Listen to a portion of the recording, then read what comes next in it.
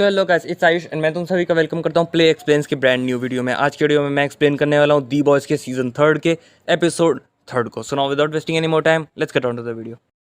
Episode शुरू होता है 17 साल पहले से, जहाँ पे हमें स्टारलाइट का चाइल्डहुड दिखाया जा रहा होता है। हमें दिखाया जा रहा होता है कि कैसे स्टारलाइट की माँ उसे फोर्स करती थी अलग अलग इवेंट्स में पार्टिसिपेट करके अपनी पावर्स को शो ऑफ करने के लिए। इसके बाद सीन शिफ्टों के प्रेजेंट की तरफ चला जाता है, जहाँ पे हम देखते हैं एशली होमलैंडर के पास आके होमलैंडर को बताती है कि जो पिछले एपिसोड में तुमने स्पीच दी थी, जहाँ पे तुमने कहा था मैं तुम लोगों से बेटर हूँ, मैं माफ़ी नहीं मांगूंगा, ये स्पीच एक्चुअल में ऑडियंस को पसंद आई है एंड इसकी वजह से तुम्हारी पॉपुलैरिटी और बढ़ गई है। तुम्हारी पॉपुलैरिटी सोल्जर बॉय से भी ज्यादा बढ़ गई है। इसके बाद सीन शिफ्ट होता है, हम देखते हैं यूई एंड एमएम फाइनली वापस आ गए हैं दी बॉयज की टीम में। इसके बाद बुचर यूई का मजाक उड़ाते हुए पूरी टीम को विक्टोरिया न्यूमन के बारे में बताता है एंड कहता है देखो कट गया यूई का। इसके बाद वो कहता है कि मैंने ग्रेस मैलरी से कह के रायन को एक सेफ जगह पे रीलोकेट करवा दिया है एंड आज हम लोग उससे मिलने जा रहे हैं।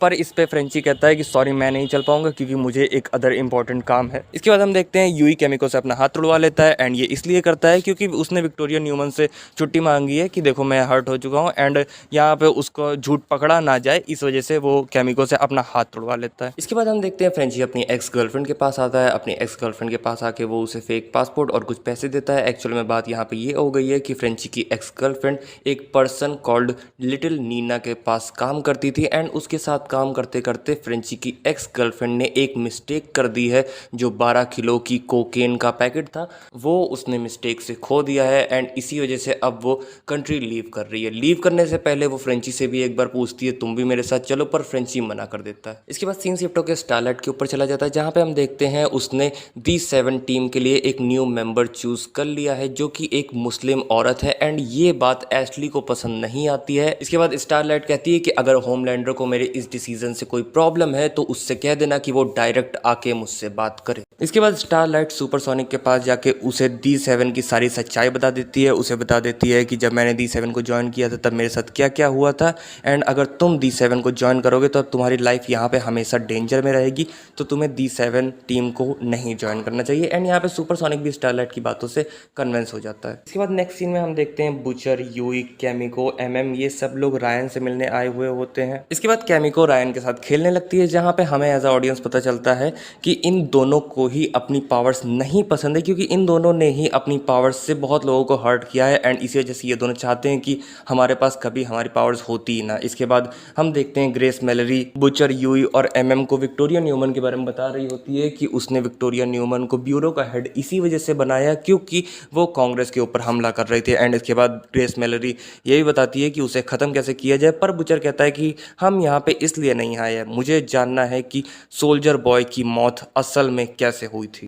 अब इसके बाद ग्रेस मैलरी इन्हें सारी बातें बताना चालू करती है। वो कहती है कि मुझे चार्ली नाम का एक मिशन दिया गया था जो कि रेगन का एक अनऑफिशियल प्रोजेक्ट था, जिसमें इन लोगों को कॉन्ट्रा रेबल्स की मदद करनी थी रशियन बैक्ड सैंडिनिस्टस के अगेंस्ट फाइट करने में। पर इसके लिए उन लोगों को बहुत सारे पैसे भी चाहिए थे, तो इन लोगों ने कुछ आर्म्स को ईरान को बेचा एंड कुछ माइनॉरिटी एरियाज में कोकेन को सेल किया एंड जितने पैसे उन लोगों को मिले उतने पैसों से इन लोगों ने और वेपन्स खरीदे। एंड उन लोगों ने कोकेन का इस्तेमाल इसलिए भी किया था क्योंकि ऑब्वियसली कोकेन से ये लोग अंदर से खोखले हो जाए। बट यहाँ पे उन लोगों को एक ध्यान ये भी रखना था, एक बात का ध्यान यहाँ पे ये भी रखना था कि ये कोकेन वाइट्स तक ना पहुँचे। एंड इसके बाद ग्रेस मैलरी बताती है कि जब हमारा ये पूरा मिशन चल रहा होता है तब कुछ बड़े लोग अपना बड़े दिमाग का यूज़ करके इन लोगों की मदद के लिए पे बैक टीम को भेजते हैं, जिसमें थे ऑब्वियसली सोल्जर बॉय, उसकी गर्लफ्रेंड क्रिम्सन काउंटलेस, उसका साइड के Gunpowder, Beetle, D&D twins और ब्लैक नोवार। इसके बाद young Grace Mallory young Stanford Edgar से मिलती है, जहां पे वो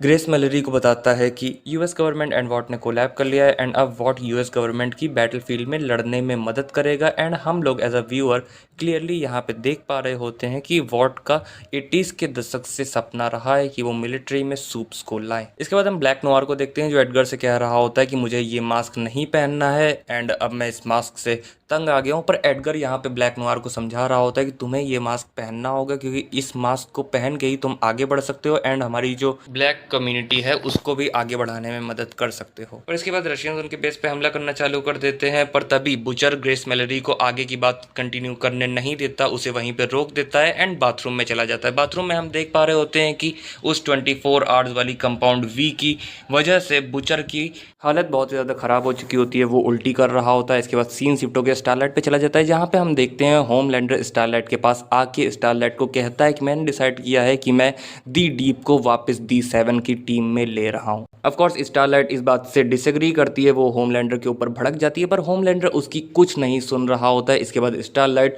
होमलैंडर को फ्लाइट वाले वीडियो की याद दिलाती है एंड कहती है कि अगर तुमने मेरी बात नहीं मानी तो मैं ये वीडियो रिलीज़ कर दूंगी। पर तभी होमलैंडर कहता है कि चलो जाओ रिलीज़ कर दो वीडियो, पर एक बात ज़रूर ध्यान रखना, मैं चाहता हूँ कि लोग मुझसे प्यार करें, पर जब तुम ये वीडियो रिलीज़ कर दोगी तब मेरे पास खोने को कुछ नहीं बचेगा एंड तब मैं लिटरल में पूरी दुनिया को तबाह कर दूंगा। इस बात से स्टारलाइट डर जाती है। स्टारलाइट बाहर आके यूई को कॉल करती है, यूई को कॉल करके कहती है कि तुमने सही कहा था, को कैप्टन बनना बहुत ही बुरा आइडिया था, होमलैंडर पूरा सठिया गया है एंड अब मैं यहाँ से बाहर निकल रही हूँ। पर यूई उसे समझाते हुए कहता है कि अभी तुम्हें होमलैंडर को थोड़ा और झेलना पड़ेगा, क्योंकि हम लोग एक ऐसे वेपन की तलाश कर रहे हैं जो शायद होमलैंडर को मार सकता है। एंड हम लोग यहाँ पे एज अ व्यूअर देख पा रहे होते हैं कि स्टारलाइट इस बात को सुन के बहुत ज़्यादा टूट गई होती है, पर तब भी वो यूई से कहती है कि जल्दी से जल्दी इस वेपन को ढूंढने की कोशिश करना प्लीज़। इसके बाद सीन शिफ्ट होकर ए ट्रेन की तरफ चला जाता है एंड यहाँ पे हम देखते हैं ए ट्रेन का बड़ा भाई ए ट्रेन को अपने घर लाया हुआ होता है एंड उसे कह रहा होता है कि अब समय आ गया है कि तुम ब्लैक पीपल के लिए कुछ करो।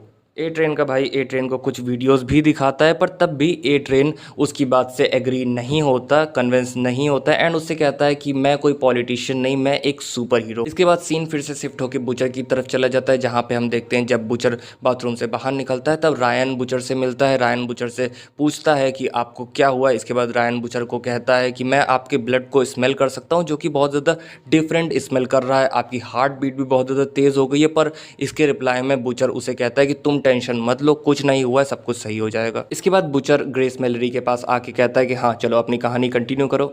ग्रेस मैलरी बताती है कि जो अटैक हमारे ऊपर रशियंस द्वारा किया गया था, उस अटैक में हमारे बहुत सारे सोल्जर्स मारे गए थे, पे बैक टीम के बहुत मेंबर्स मारे गए, ब्लैक नोआर का तो आधा चेहरा ही जल गया था एंड सोल्जर बॉय की गर्लफ्रेंड क्रिम्सन काउंटलेस ने मेरे पास आके मुझे बताया था कि सोल्जर बॉय को रशियंस ने मार दिया है एंड सोल्जर बॉय को मार के उसकी बॉडी अपने साथ ले गए हैं। स्टोरी खत्म होने के बाद बुचर ग्रेस मैलरी के ऊपर बहुत ज़्यादा गुस्सा हो जाता है, उससे कहता है कि अगर तुमने ये बात मुझे पहले बता दी होती, अगर तुमने अपना मुंह पहले खोल दिया होता तो बेका अभी जिंदा होती और होमलैंडर अभी मरा पड़ा होता। इसके बाद जब बुचर जा रहा होता है तब वो बाहर रायन के ऊपर भी अपना गुस्सा निकाल देता है एंड इसके बाद रायन भी बुचर से चिढ़ने लग जाता है। इसके बाद सीन शिफ्ट होकर फ्रेंची के ऊपर चला जाता है, जहाँ पे हम देखते हैं उसे लिटिल नीना ने पकड़ा हुआ होता है। लिटिल नीना फ्रेंची से पूछ रही होती है कि तुम्हारी एक्स गर्लफ्रेंड कहाँ है, उसने एक्चुअल में मेरा बहुत सारा माल चोरी किया है, 12 किलो का कोकेन चोरी किया है एंड अगर वो मुझे नहीं मिला तो बहुत बड़ी गड़बड़ हो जाएगी। लिटिल नीना फ्रेंची से कहती है कि अगर तुमने मुझे अपनी एक्स गर्लफ्रेंड का पता बता दिया तो मैं तुम्हें माला माल कर दूंगी। पर फ्रेंची उसे कुछ नहीं बताता है एंड वहां से लीव करके केमिको के पास आ जाता है। केमिको के पास आके वो उसे सारी बातें बताता है एंड इसके बाद केमिको उससे कहती है कि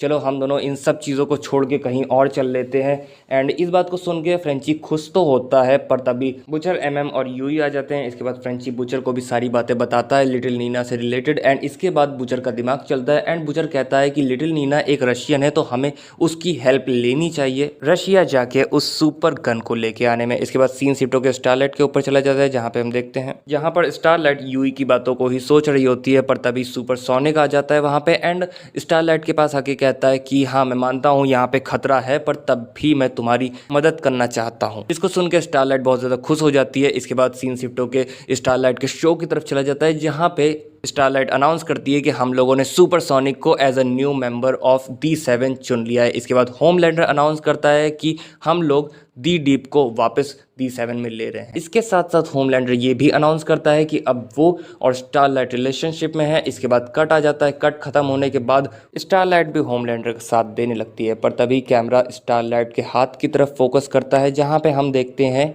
स्टारलाइट बहुत ही मजबूत में अपनी मुट्ठी बना रही होती है एंड ये चीज़ क्लियरली शो कर रही होती है कि यहाँ पे स्टारलाइट ये सब चीज़ें करना नहीं चाहती है पर उसे मजबूरी में करना पड़ रहा है। एंड इसी के साथ दी बॉयज़ के सीजन 3 का एपिसोड 3 खत्म हो जाता है। तो बस यही था वीडियो। अगर वीडियो अच्छा लगा हो लाइक कर देना, चैनल पर नए आए हो सब्सक्राइब करके बेल आइकन दबा देना। अगर तुम लोगों के पास कोई फ्रेंड है तो उस फ्रेंड के साथ ये वीडियो भी शेयर कर दो। मैं मिलूंगा तुम लोगों से नेक्स्ट वीडियो में, तब तक के लिए प्ले ऑन।